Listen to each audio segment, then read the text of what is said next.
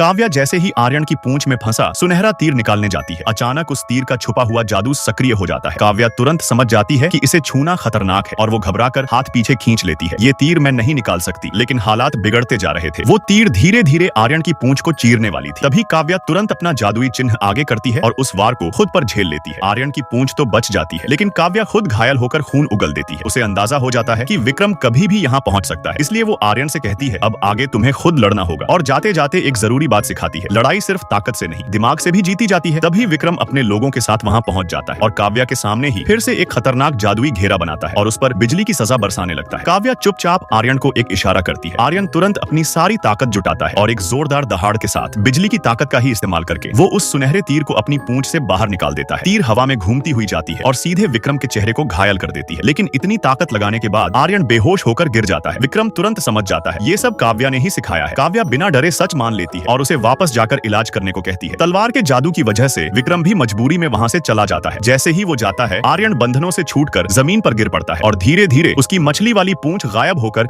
इंसानी पैरों में बदल जाती है। तभी काव्या वापस आती है और उसे उठने की कोशिश करते देख लेती है। आर्यन शर्माते हुए चिल्लाता है, उधर मुड़ो, तुम्हें शर्म नहीं आती क्या? काव्या तुरंत नजरें घुमा लेती है और जादू से उसे कपड़े पहनाती है। फिर उसके पैरों के जख्मों पर मरहम लगाती है। इस बार आर्यन की नजरों में काव्या के लिए कुछ बदल चुका था। काव्या मौका देखती है और उसे ढेर सारा खाना लाकर देती है। उसका मकसद साफ था, 3 दिनों के अंदर उसे बोलने पर मजबूर करना और उससे भी ज्यादा उसका भरोसा जीतना। वो अपनी सालों से बचाकर रखी खास दवा भी उसे देने का फैसला करती है, लेकिन तभी विक्रम आकर आर्यन के दिमाग में जहर भर देता है। वो कहता है ये सब उसकी चाल है, कोई भी साधक बिना मतलब अच्छा नहीं होता। आर्यन ये बात सच मान लेता है और जब काव्या फिर उसके पास आती है तो उसका व्यवहार पूरी तरह बदल चुका होता है। वो उससे बात तक नहीं करता और उसकी दी हुई दवा भी फेंक देता है। लेकिन तभी उसकी नजर काव्या के जख्मों पर पड़ती है और वो थोड़ा उलझन में पड़ जाता है। काव्या गुस्से में कहती है, तुम्हें लगता है मैं ये सब शौक से कर रही हूँ? मेरे शरीर के ये घाव देखो, अगर मैं यहाँ के लोगों की बात ना मानूं तो मैं कभी यहाँ से निकल ही नहीं सकती। वो उससे पूछती है, क्या मैंने कभी तुम्हें नुकसान पहुंचाया? मैं तो बस तुम्हारी दोस्त बनना चाहती थी, लेकिन तुमने कभी मुझ पर भरोसा ही नहीं किया। इतना कहकर वो गुस्से में वहाँ से चली जाती है। काव्या के जाने के बाद आर्यन जमीन पर पड़ी दवा को उठाता है। उसे काव्या की सारी बातें याद आती हैं और वो एक बार उस पर भरोसा करने का फैसला करता है। जैसे ही वो दवा खाता है उसके सारे घाव पल भर में ठीक हो जाते हैं, लेकिन तभी अचानक गुफा की दीवारें तपने लगती हैं और पूरा माहौल भट्टी जैसा हो जाता है। आर्यन का शरीर इस गर्मी को सहन नहीं कर पाता। उधर काव्या समझ जाती है ये सब विक्रम की चाल है, फिर भी वो उसे बचाने के लिए वापस जाती है, क्योंकि वो जानती थी अगर आज उसने उसे बचा लिया तो शायद वो उस पर भरोसा कर लेगा। वो अपने साथियों को दूसरी दिशा में भेज देती है और खुद मौका देखकर आर्यन को लेकर भाग निकलती है। लेकिन ये कोई छोटा अपराध नहीं था, कैदी को भगाना बहुत बड़ा गुनाह था। पूरी घाटी में